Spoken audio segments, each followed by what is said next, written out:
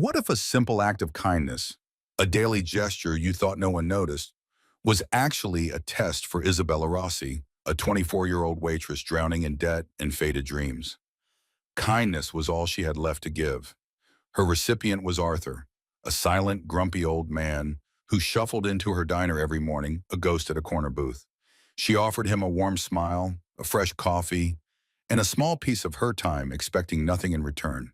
She thought he was just another lonely soul.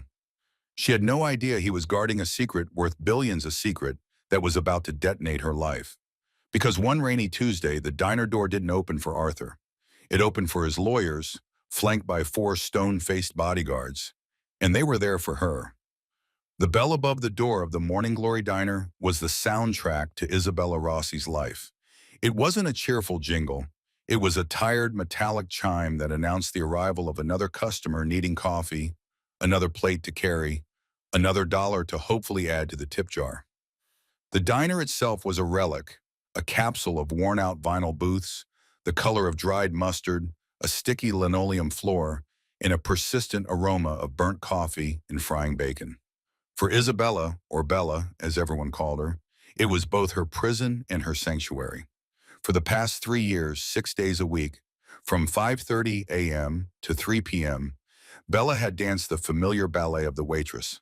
She navigated the narrow aisles with a grace born of repetition, balancing plates on her arm, refilling coffee cups without spilling a drop, and manufacturing a smile that often felt as cracked as the porcelain mugs she washed by hand. Her real passion, her soul was locked away in a tiny second-floor apartment a few blocks away, gathering dust on canvases she could no longer afford. Art school had become a distant dream, buried under a mountain of her mother's medical bills and the crushing weight of rent. Her regulars were a predictable cast of characters. There was Frank, the construction foreman, who read the sports page and left exactly a $1 tip regardless of his bill. There were the two chatty secretaries from the law office down the street who dissected their boss's love life over wilted salads. And then there was Arthur. Arthur was different. He wasn't a regular in the traditional sense. He was a fixture, as much a part of the diner as the humming neon sign out front. Every single morning at precisely 7:15 a.m., he would push open the heavy glass door and shuffle to booth 4, the one in the back corner by the window. He never made eye contact with anyone. He wore the same outfit, a faded tweed coat, no matter the weather, worn trousers, and scuffed leather shoes. His face was a roadmap of wrinkles, his eyes a pale, watery blue that seemed to look right through everything. He was a whisper in a loud room. The first time he came in, Bella's boss, a perpetually stressed man named Sal, had warned her, "Don't bother with the old coot in 4. He doesn't talk. Just give him black coffee and the daily special. Whatever it is, he'll pay an exact change and leave." Brenda, the veteran waitress who had the patience of a wasp, sneered. "Waste of a tip. We should stick him at the counter." But Bella saw something else in his stoic silence. She saw a profound loneliness, a quiet dignity that touched the artist's heart still beating within her. So she ignored Sal's advice. The first day, she placed the menu in front of him. "Good morning, sir. My name is Bella. Can I start you with some coffee?" He just grunted, not looking up. She poured the coffee anyway. When she brought the special, a greasy plate of eggs and sausage, she noticed his hands trembled slightly as he reached for the salt. The next day she did the same, and the next. For a week he met her cheerful greetings with silence. But Bella was persistent. "The toast looks extra good today," she'd say, "or there's a bit of a chill out there. This coffee should warm you right up." Then one Monday morning, about a month into his silent patronage, as she set down his plate, she noticed him struggling to cut his toast with the diner's dull knives. His knuckles were swollen with arthritis. Without a second thought, she picked up the knife. "Allow me," she said gently. She cut his toast into 4 perfect, manageable squares. For the first time, Arthur looked up. His watery blue eyes met hers, and for a fleeting second she saw a flicker of surprise, maybe even gratitude. He gave a short, sharp nod, then looked back at his plate. It was a victory. From that day forward, it became their ritual. She'd bring his coffee, black. She'd bring him the daily special, and she would always cut his toast. Sometimes she'd talk to him, filling the silence with little stories about her day, the funny thing a customer said, or her dream of one day visiting the Louvre in Paris to see the masterpieces in person. He never responded, but she felt he was listening. He would occasionally leave an extra quarter on the table, a silent acknowledgement that felt more valuable to her than a $20 tip. Her coworkers teased her relentlessly. "Still talking to your boyfriend, Bella," Brenda would mock, wiping down the counter with a sour look. "You're wasting your breath. He's probably deaf." "Leave her alone," Sal would grumble from behind the grill. "If she wants to talk to a brick wall, let her. At least he doesn't complain." Bella didn't care. Those 10 minutes every morning became a strange anchor in her chaotic life. In a world that demanded everything from her and gave little in return, this small, one-sided connection felt pure. It was a simple act of service, a moment of quiet communion. She wasn't doing it for a bigger tip or for praise. She was doing it because when she looked at the lonely old man in booth 4, she saw a human being who deserved a little bit of warmth, even if he couldn't or wouldn't ask for it. She had no idea that her simple kindness was being observed, cataloged, and judged by a mind sharper than anyone in the Morning Glory diner could possibly imagine. The Tuesday started like any other. The air was thick with the smell of rain and sizzling bacon. Bella was running on 4 hours of sleep, having spent most of the night on the phone with a nurse at her mother's care facility, discussing medication changes and mounting bills. She felt a familiar knot of anxiety tighten in her stomach, but she pushed it down, pinning her professional smile in place as she tied her apron. 7:15 a.m. came and went. Booth 4 remained empty. Bella glanced at the clock, then at the door, a small furrow in her brow. Arthur was never late, never. He was as reliable as the sunrise. By 7:30, a tendril of genuine concern began to creep into her thoughts. Maybe he was sick. He was old, after all. She made a mental note to ask the other regulars if they knew where he lived, though she doubted anyone did. He was an island. By 8:05, the bell above the door chimed, but it wasn't Arthur. The entire diner fell silent. Even the sizzle from Sal's grill seemed to hush. 4 men, all built like refrigerators and dressed in immaculate black suits with earpieces, stepped inside. They moved with a fluid, disciplined precision that was utterly alien to the sticky, flawed diner. 2 flanked the door, their eyes scanning the room with unnerving stillness.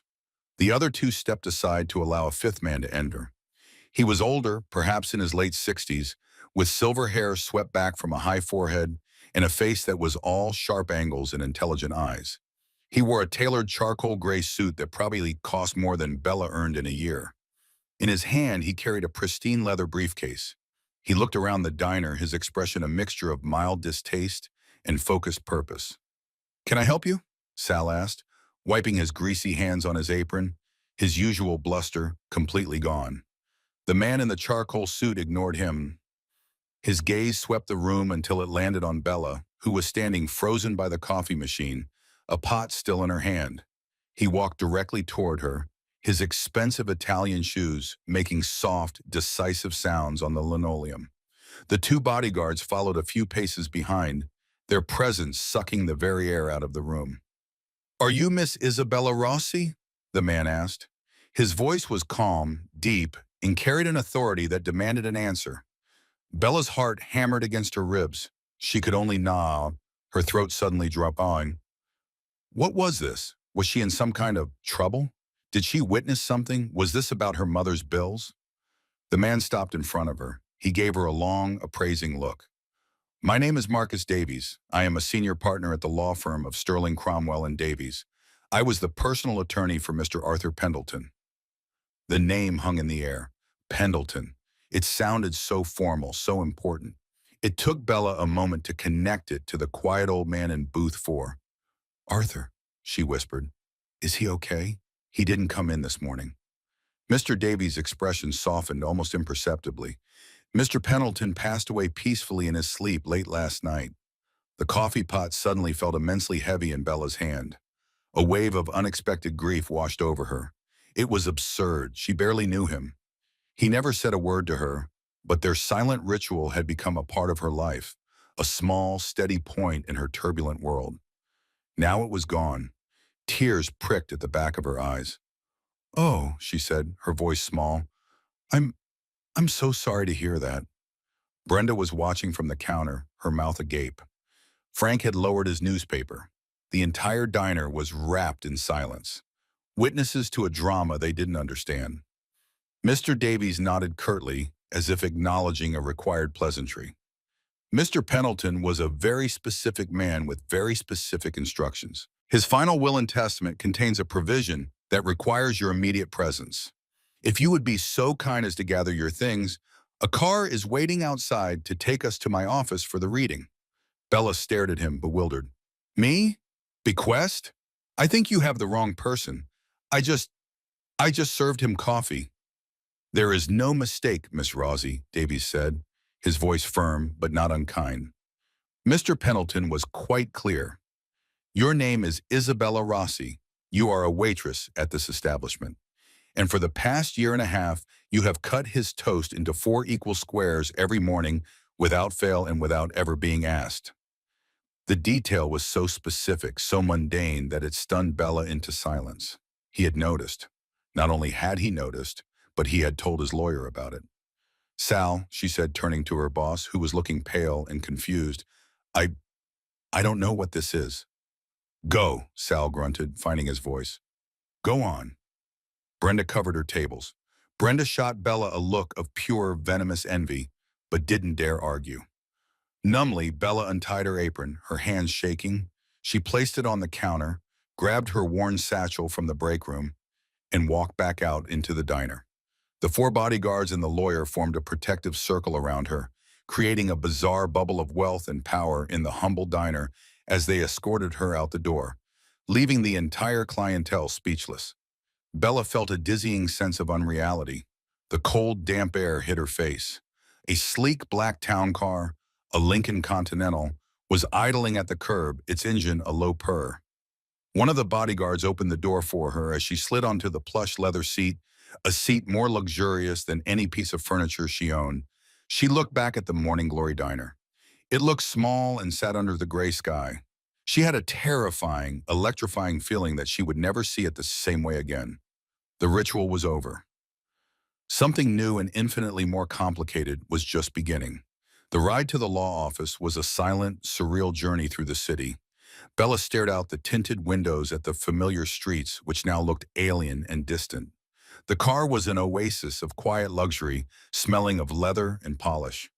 Mr. Davies sat opposite her, reviewing documents from his briefcase, his face an unreadable mask of professionalism. Bella's mind was a whirlwind of confusion and a dull, aching sadness for the old man she never truly knew. The offices of Sterling, Cromwell, and Davies were located in the penthouse of a gleaming skyscraper in the heart of the financial district. It was a world away from the Morning Glory diner. Marble floors, towering glass walls with panoramic city views, and hushed, art-filled corridors greeted them. Bella, in her faded jeans and worn-out sneakers, felt like a stray cat that had wandered into a palace. She was led into a vast boardroom dominated by a long, polished mahogany table. At one end sat 2 people who looked as out of place as Bella felt, though for different reasons. They radiated an aura of impatient, resentful privilege. The man was in his late 20s with slicked back hair, a designer suit that looked a little too tight, and a petulant scowl. The woman beside him, presumably his mother, was impeccably dressed, her face a carefully constructed mask of polite disdain, her fingers drumming impatiently on the table. Mr. Davies cleared his throat as they entered. Miss Diana Pendleton, Mr. Caleb Pendleton, this is Miss Isabella Rossi. Caleb Pendleton's eyes swept over Bella in a single dismissive glance, a sneer twisting his lips. This is who we've been waiting for, a waitress? Grandfather's gone senile after all. Caleb, please, his mother chided, though there was no real heat in her words. Her gaze on Bella was just as cold. Miss Rossi, please have a seat, Mr. Davies said, gesturing to a chair far down the table from the Pendletons. The distance felt intentional, a chasm between 2 different worlds. Bella sat, her hands clenched in her lap. The bodyguard stood impassively against the far wall. The tension in the room was thick enough to cut with a knife. Now that all parties mentioned in the primary codicil are present, we can begin, Davies announced, opening a thick leather-bound document. He put on a pair of reading glasses and began to read in a dry, emotionless monotone. Most of it was legal jargon that flew right over Bella's head. Trusts, endowments to charities she'd never heard of, bequests to foundations. She listened to the staggering sums being discussed, numbers that felt more like concepts than actual money. The Pendleton fortune was clearly immense. Then Davies paused and looked directly at Diana and Caleb. To my daughter-in-law, Diana Pendleton, and my grandson, Caleb Pendleton, I leave the contents of the Pendleton Family Trust as contractually obligated by pre-existing family arrangements. This amounts to a principal sum of $10 million each. Caleb scoffed loudly. $10 million? That's it? That's an insult. The company is worth billions. Your grandfather liquidated the majority of his personal assets over the last 2 years, Davies said coolly. What he does with his personal fortune is and was his own prerogative. He owed it to us. We're his family, Diana snapped, her polite facade cracking. Davies ignored them and continued reading. All remaining personal effects, properties, and the controlling interest in the Pendleton Global Holding Company are to be dealt with as follows. He took a breath. To my friend and physician, Dr. Alistair Finch, I leave the sum of $1 million. He turned a page. Bella held her breath, not knowing why she was even here. Maybe Arthur had left her a small token, a few hundred as a final silent tip. That would be more than enough, a kind gesture from a quiet man. And now, Davies said, looking over his glasses directly at Bella, his voice resonating in the silent room, we come to the final provision. He read from the will. To Miss Isabella Rossi, the young woman at the Morning Glory Diner, who showed an old man kindness when she had no reason to, who treated him with dignity when others saw only a nuisance, and who without fail cut his toast, because she noticed his hands trembled. Bella's eyes filled with tears. He had noticed everything. Davies continued, to Ms. Rossi, I leave a legacy of kindness returned. First, I bequeath to her the sum of $250,000 to be transferred to her account immediately, to ease her burdens as she once eased mine. Bella gasped. The room tilted. $250,000. It was more money than she had ever imagined holding. It would pay for her mother's care for years. It would clear her debts. It was a miracle. What? Caleb exploded, leaping to his feet. He's giving $250 million to a hash slinger. We'll contest this. He was clearly not of sound mind. Please sit down, Mr. Pendleton, Davies said, his voice dropping to an icy calm. I am not finished. Caleb stared, then slowly sank back into his chair, his face flushed with rage. Davies adjusted his glasses and read the final sentence. And finally, because it was the last place on earth where I felt seen, not as a source of wealth, but as a human being, I leave her the one thing that brought me a small measure of peace in my final years. I bequeath to Miss Isabella Rossi in its entirety the property and business known as the Morning Glory Diner, located at 152nd Street in Elm, which I purchased 6 months ago through a subsidiary company. Silence. A thick, profound silence filled the boardroom. Bella just stared, her mind unable to process the words. The diner. He bought the diner for her, then Caleb started to laugh. It wasn't a happy sound. It was a sharp, ugly, incredulous bark. The diner. He leaves her a greasy spoon. Oh, that's rich. After all that build-up, he leaves the waitress her own cage. Grandfather really did have a twisted sense of humor. But Mr. Davies wasn't smiling. He closed the will, removed his glasses, and looked at Bella with an expression she couldn't quite decipher. It was a mix of pity, respect, and warning. There is one more thing, Ms. Rossi, he said, his voice low. Included with the diner is a small investment portfolio Mr. Pendleton attached to the business to ensure its long-term viability and provide for capital improvements. It is currently valued at approximately $5 million. The laughter died in Caleb's throat. His face went from red to a sickly, pale white. Diana's perfectly manicured hand flew to her mouth. Bella felt the floor drop out from under her. $5 million, the diner. It wasn't a cage, it was a kingdom. The grumpy, silent old man. She had served coffee to the man she felt sorry for. Wasn't just wealthy, he was Arthur Pendleton, founder of Pendleton Global, a corporate titan, a king of industry who had hidden in plain sight. And he had just handed her, a broke art student slinging hash in a greasy spoon, the keys to a new life. A life that, judging by the murderous look in Caleb Pendleton's eyes, was about to become very, very dangerous. Leaving the law office was like stepping out of a hyperbaric chamber and into a hurricane. The bodyguards escorted Bella back to the Lincoln Continental, shielding her from the furious, sputtering insults of Caleb Pendleton, who had followed them into the hallway. "This isn't over, you little gold digger," he seethed, his face contorted with rage. "I'll have my lawyers crawl over every inch of this. You won't see a dime." Bella didn't respond. She was in a state of profound shock, her mind numbly replaying Mr. Davies's words. "5 million. The diner is yours." Mr. Davies had given her his card in a thick folder of documents. "A financial advisor will call you tomorrow, Ms. Rossi. Do not speak to anyone, especially the Pendletons. If they contact you, you call me immediately." Arthur, Miss Pendleton, anticipated their reaction. The car dropped her off in front of her rundown apartment building. The contrast was jarring. One moment she was in a world of mahogany and billions. The next she was climbing the creaky, dusty stairs to her tiny apartment. She unlocked the door and stepped inside. The folder clutched to her chest like a life raft. Canvases were stacked against the wall. Her easel stood empty in the corner, a silent testament to a life deferred. The first thing she did was call her mother's care facility. With a trembling voice, she spoke to the financial administrator and paid the entire outstanding balance, then paid for the next 2 years in advance, requesting a private room and the best possible care for her mother. The relief that washed over her was so immense, it brought her to her knees. She sat on her floor and wept, not for sadness, but for the sudden, crushing release of a burden she had carried for so long. The next morning, Bella didn't go to the diner. She couldn't. What would she say? How could she walk in there? Instead, she went to the bank with a cashier's check for $250,000 that Mr. Davies had prepared for her. The bank manager, who usually treated her with polite indifference, ushered her into his private office with a newfound sycophantic respect. The world had already begun to shift around her. By the afternoon, she knew she couldn't hide forever. She had to face them. Taking a deep breath, she walked the familiar blocks to the Morning Glory diner. It was the middle of the lunch rush. Through the window, she could see Brenda looking hassled and Sal sweating over the grill. She pushed open the door. The little bell chimed.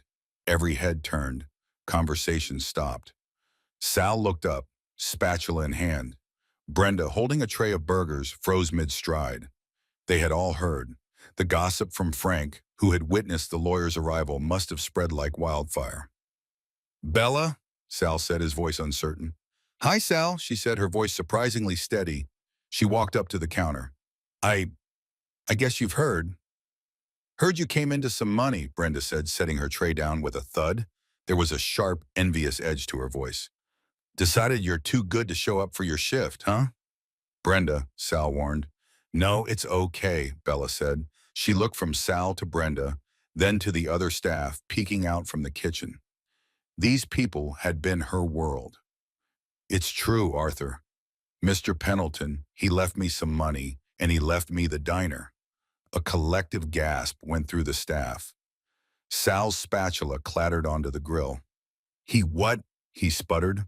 "I own this diner. I've owned it for 30 years. Bella's heart sank. This was the part Mr. Davies had warned her about. She opened the folder and pulled out a document. "According to this, Sal, you sold the diner 6 months ago to a company called AP Holdings. You've been operating as a salaried manager since then." Sal stared, his face turning ashen. "AP Holdings. They offered me a fortune, more than this place was worth. I thought it was some big real estate developer who was going to tear it down." He sank onto a stool, looking utterly defeated. "So I've been working for the old man all this time, and now I work for you." The absurdity of the situation hit everyone at once. Isabella Rossi, the quiet waitress who was constantly getting her hours cut, was now their boss. Brenda let out a short, bitter laugh. "Well, isn't this a fairy tale? So what now, boss? Are you going to fire us all and hire your friends?" The challenge hung in the air. This was her first test. Every eye was on her. She could feel the resentment, the disbelief, the fear. Her old life was gone. She was no longer one of them. She was the owner, the other. Bella took a deep breath, pushing aside her own shock and fear. She thought of Arthur, of his quiet dignity. What would he have wanted? "No one is getting fired," she said, her voice clear and firm, surprising even herself. "Nothing is changing right now. Sal, you're the best grill cook in the city. Brenda, you can handle a six-table rush without breaking a sweat. This place runs because of you. I don't know the first thing about running a business. I'm going to need your help." Her honesty seemed to deflate some of the tension. Sal looked up, a glimmer of hope in his eyes. Brenda just scowled, unconvinced. "So, what's your big plan?" Brenda challenged. "Are you going to start serving champagne and caviar?" "No," Bella said, a small smile touching her lips for the first time. "But I am going to buy a new coffee machine and a knife sharpener, and we are going to fix the air conditioning." It was the right thing to say. A few of the kitchen staff chuckled. These were their daily complaints, the small miseries of their job. Hearing them acknowledged by the new owner, their former coworker, meant something. Just then the bell on the door chimed again. A man in a messenger uniform stood there. "Package for Isabella Rossi." He handed her a slim, elegant box from the Sterling, Cromwell, and Davies law firm. Puzzled, Bella signed for it and opened it, and inside, nestled on a bed of velvet, was a single old-fashioned brass key and a handwritten note on heavy cream-colored stationery. The handwriting was shaky, but clear. It was from Arthur. "My dear Isabella," it began. "If you are reading this, then the world knows my secret, and you have received my gift. The money is for your freedom. The diner is for your heart. This key is for your future. It opens my private study. Marcus knows where. Go there. Understand? Why? An old man's final request. AP, a key, a secret study." Bella looked up from the note, her mind racing. The inheritance wasn't just money in a building. It was a mystery. And as she looked at the resentful faces of her new employees and thought of Caleb Pendleton's venomous threats, she realized she would have to solve it if she was ever going to truly claim her new life. The address Mr. Davies gave Bella for Arthur's private residence was on Park Avenue. It was one of those pre-war limestone buildings with a canopied entrance and a doorman who looked like a retired general. When the taxi pulled up, Bella felt a fresh wave of intimidation. She was wearing the nicest clothes she owned, a simple black dress she'd bought at a thrift store, but she still felt like an imposter. Mr. Davies was waiting for her in the lobby. His expression was somber. "He hasn't allowed anyone into his personal apartment in over a decade," he explained, as they rode a silent, wood-paneled elevator to the penthouse. "Not even his family. He conducted all his business from his corporate headquarters. This was his sanctuary." The elevator opened directly into the apartment. Bella stepped out and forgot to breathe. It was vast, with floor-to-ceiling windows offering a breathtaking view of Central Park. But it wasn't the view or the scale of the place that stunned her. It was the art. The walls were covered with masterpieces. A Monet hung over the fireplace, its water lilies shimmering in the afternoon light. A bronze sculpture of a dancer sat on a pedestal. A small, intense Van Gogh self-portrait stared out from a side wall. "He was one of the world's most discreet art collectors," Davies said softly, observing her reaction. "This is what Caleb was truly after. This collection is priceless." The apartment was immaculate, yet it felt profoundly lonely. There were no family photos, no clutter, just priceless art and elegant, sterile furniture. It felt like a gilded cage. "The study is this way," Davies said, leading her down a long hall. He stopped at a heavy oak door. "He gave me a sealed envelope with a key for myself, with instructions to open it only upon his death to grant you access. I will wait for you out here." Bella's hand trembled as she inserted the brass key Arthur had left her. It turned with a satisfying click. She pushed the door open and stepped inside. The study was completely different from the rest of the apartment. It was warm and lived in. Books crammed every shelf, from classic literature to modern physics. A large, worn, leather armchair sat beside a fireplace. A faint scent of old paper and pipe tobacco lingered in the air. But what dominated the room was the wall behind the massive desk. It wasn't covered in art. It was a corkboard stretching from floor to ceiling, covered in a complex web of photographs, stock charts, legal documents, and handwritten notes connected by colored strings. It was the strategic map of a general commanding a global empire. This was the real Arthur Pendleton. At the very center of this web, however, was something that didn't fit. It was a small, slightly blurry photograph. Bella stepped closer. It was a picture of a woman laughing, sitting on a checkered blanket in a park. She was beautiful with kind eyes and a warm smile. Next to it was another photo, this one of the same woman standing proudly in front of a small, charming storefront. The sign above the door read, Elena's Eats. Bella's eyes were then drawn to a series of newspaper clippings, yellowed with age. The headlines told a tragic story. Promising restaurateur Eleanor Pendleton dies in car accident. Corporate raider Hertzen Vance acquires bankrupt restaurant chain. Pendleton Global announces hostile takeover of Vance Industries. It all started to click into place. Eleanor must have been his wife. She was a restaurateur, a creator of simple places for people to eat. She had been killed, and a corporate predator named Vance had seemingly profited from her death, only to be crushed years later by a vengeful Arthur. Drawn by a name, she looked at a different section of the board. It was dedicated to Caleb. There were photos of him on yachts, in nightclubs, with a string of models. There were financial reports showing massive losses from a tech startup he'd founded with his grandfather's money. There were copies of checks Arthur had written to pay off Caleb's gambling debts. One note in Arthur's shaky hand read, "He has her name, but none of her heart." Finally, her eyes found a small empty space on the board. Tacked to it was a single recent photo. It was a candid shot, taken from a distance, of Bella herself. She was outside the Morning Glory diner on her break, smiling at something on her phone. Pinned next to it was a small handwritten note. "She has her heart." Tears streamed down Bella's face. It was never about the toast, not really. He wasn't testing her kindness. He was looking for a reflection of his lost wife, Eleanor. He was searching for someone with a good heart, someone who understood that the value of a place wasn't in its price tag, but in the warmth and dignity it offered. The diner wasn't just any diner. It reminded him of his wife's dream. In leaving it to Bella, he wasn't just giving her a gift. He was entrusting her with Eleanor's legacy. Suddenly, a new determination hardened her grief. This wasn't just about money anymore.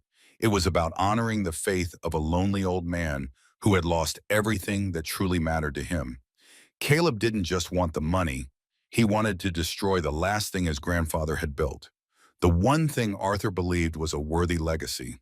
She walked over to the desk. On it was a single sealed envelope addressed to her.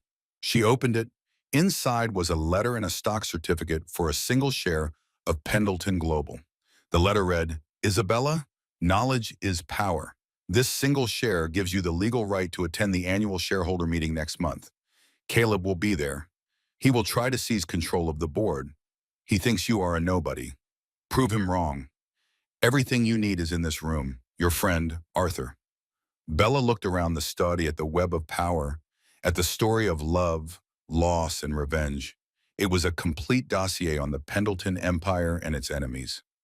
Arthur hadn't just given her a diner and a fortune, he had given her an arsenal. The war with Caleb Pendleton was coming, and Arthur had just armed his most unlikely soldier for the fight of her life. The following weeks were a blur of transformation for Bella. She spent her days at the diner and her nights in Arthur's study. Mr. Davies had arranged for her to have unlimited, discreet access to the penthouse. The bodyguards, now on her payroll, would drive her there after her shift at the diner. At first, her presence at the Morning Glory was awkward. She tried to fall back into her old role, refilling coffees and taking orders. But Sal and the others wouldn't let her. "You're the owner now, Bella," Sal said gently, taking a coffee pot from her hand one afternoon. "You should be in the office looking at the books. Let us handle this." He was right. She retreated to the tiny, cluttered back office and began to learn. With the help of the financial advisor Arthur had arranged, she started to understand profit margins, supply chains, and payroll. The $5 million portfolio wasn't just a lump sum. It was a carefully managed fund designed to generate steady income, more than enough to cover the diner's expenses and a handsome salary for her. She gave the entire staff a raise, starting with Sal and Brenda. Brenda, who had been her harshest critic, was the most resistant to the change. She watched Bella with suspicion, as if waiting for the other shoe to drop. The turning point came one sweltering afternoon when the ancient air conditioner finally died with a groan and a puff of smoke. The kitchen became an inferno. "That's it. I quit," Brenda announced, throwing her apron down. "I'm not working in a sauna." The old Bella would have pleaded with her. The new Bella nodded. "You're right," she said calmly. "It's unacceptable." She got on the phone. Within 2 hours, a team of technicians was there installing a brand new top-of-the-line commercial air conditioning system. She paid for the emergency installation without blinking. The next day, the diner was cool and comfortable. Brenda came back to work, didn't say a word, but started calling her boss. And for the first time, it didn't sound like an insult. Bella had earned a sliver of respect, not with words, but with action. Her nights were spent in a different world. In Arthur's study, she became a student of power. With Mr. Davies as her reluctant tutor, she began to unravel the complex web on the corkboard. She learned about shell corporations, leveraged buyouts, and proxy battles. She read Arthur's private journals, filled with his observations on business life and his profound, unending grief for Elianina. She learned about Caleb's recklessness, his failed ventures funded by his grandfather, and his deep-seated resentment. She discovered Arthur's master stroke. In his final years, he had been systematically breaking up pieces of Pendleton Global, making the core company leaner but also more vulnerable. He had converted most of his personal fortune into a series of anonymous charitable foundations. Caleb's inheritance was intentionally capped. Arthur had starved his grandson of the resources needed for an easy corporate takeover. Caleb thought he was inheriting a kingdom. Arthur had left him a battlefield with a depleted army. The one thing Caleb did have was the support of a few key board members who were loyal to his father and saw him as the rightful heir. His plan, as pieced together from Arthur's notes, was clear. At the upcoming annual shareholder meeting, he would call for a vote of no confidence in the current CEO, a loyalist appointed by Arthur, and use his family name and the support of his allies to get himself installed as chairman. "He can't win outright," Mr. Davies explained one evening, pointing to a chart of major shareholders. "But he can cause chaos. He can spook the investors, drive the stock price down, and try to force a sale to a rival corporation who will install him as a puppet leader. His ego won't accept anything less than total control, even if it means burning the empire to the ground." "So, how do we stop him?" Bella asked, looking at the single share certificate on the desk. It seemed so insignificant. "We use the one thing Arthur left you, the truth," Davies said. "That single share gives you the right to be in that room and the right to speak to the shareholders. We can't outvote Biden him, but perhaps we can outmaneuver him." Working late into the night, they formulated a plan. It was audacious, terrifying, and relied entirely on Bella's ability to step onto the biggest stage of her life and convince a room full of sharks that a waitress from a greasy spoon knew better than the heir to the Pendleton fortune. The day of the shareholder meeting arrived. Bella stood in front of the full-length mirror in Arthur's penthouse bedroom. She wasn't wearing a thrift store dress. Mr. Davies had insisted she use a personal shopper. She was wearing a simple but impeccably tailored navy blue suit. Her hair was pulled back in a neat bun. She looked professional, calm, and confident. But inside her heart was a trapped bird. "You're ready," Mr. Davies said from the doorway. He looked at her, and for the first time she saw a genuine smile on his face. Arthur would be proud. Two of her bodyguards escorted her. As she walked through the gleaming lobby of the Pendleton Global Tower, she saw him. Caleb was standing with his allies, laughing, oozing arrogance. He saw her, and his face froze, his expression shifting from shock to contemptuous amusement. "Well, well, look what the cat dragged in," he said, loud enough for everyone to hear. "Come to serve coffee, sweetheart." His cronies snickered. Bella didn't rise to the bait. She met his gaze, her expression unreadable. "I'm a shareholder, Caleb," she said, her voice clear and steady. "And I have a right to be here." She walked past him, head held high, and into the lion's den, leaving him momentarily speechless. The battle had begun. The boardroom was an amphitheater of corporate power. A massive U-shaped table was filled with the board of directors, men and women with severe faces and expensive suits. Rows of seats behind them were filled with major shareholders, analysts, and media. Bella, guided by Mr. Davies, took a seat in the front row reserved for shareholders. She felt 100 pairs of eyes on her, whispering, questioning her presence. The meeting began with dry presentations and financial reports. Bella listened, her hands clasped tightly in her lap. Then the chairman opened the floor for new business. Caleb immediately stood up. He was a natural performer, charming and confident. He spoke of legacy, of his family's name, and of a bold new vision for the future. He painted the current leadership as stagnant and unimaginative. My grandfather was a legend, he boomed, but his time has passed. Pendleton Global needs new blood, a new direction to compete in the 21st century. It needs a Pendleton at the helm. He then formally made his motion, a vote of no confidence in the CEO, and the nomination of himself, Caleb Pendleton, as the new chairman of the board. A tense murmur went through the room. Caleb's allies on the board voiced their support. It was clear he had momentum. The CEO, a capable but uncharismatic man named George Riley, offered a weak defense that was quickly shot down. "Is there anyone else who wishes to speak on this motion before we call the vote?" the chairman asked, his gaze sweeping the room. This was it. With a silent nod from Mr. Davies, Bella stood up. A wave of confused whispers rippled through the audience. "Who is she? What is she doing?" Caleb smirked. "I believe the floor is for shareholders, not the catering staff." "I am a shareholder," Bella said, her voice amplified by the microphone at her seat. It trembled slightly at first, then found its strength. "My name is Isabella Rossi." She didn't look at Caleb. She looked at the faces of the board members, the investors. "Mr. Pendleton speaks of his grandfather's legacy. I'm here today because I too was a part of Arthur Pendleton's legacy. Not the legacy of billions of dollars in corporate takeovers, but the legacy of his final years." She told them her story. She didn't embellish it. She spoke simply and honestly about the Morning Glory Diner, about the quiet old man in booth 4, about cutting his toast because his hands shook. The room, initially dismissive, grew quiet, listening intently. "You see," she continued, "in his final years, Arthur Pendleton wasn't interested in acquiring more companies. He was interested in one thing: character. He spent his days in a simple diner watching people. He wasn't looking for the next great CEO. He was looking for simple, honest decency." She then turned her attention to Caleb. "Caleb Pendleton talks about a bold new vision. Arthur Pendleton's private records, which he left in my care, show Caleb's vision quite clearly." Mr. Davies stood and placed a file in front of the chairman. "Copies for the board," he said grimly. Bella continued, her voice ringing with conviction. "A vision that led to a $30 million loss on a failed tech venture. A vision that required his grandfather to pay off over $2 million in personal gambling debts. A vision of such recklessness that Arthur Pendleton, in his own handwriting, wrote, 'My grandson has the ambition of a king, but the judgment of a fool.' He didn't leave his empire to Caleb, not out of spite, but out of a fiduciary duty to protect it from the one person he knew would destroy it." Gasps echoed through the room. Caleb's face had turned a blotchy, furious red. "These are lies, slander."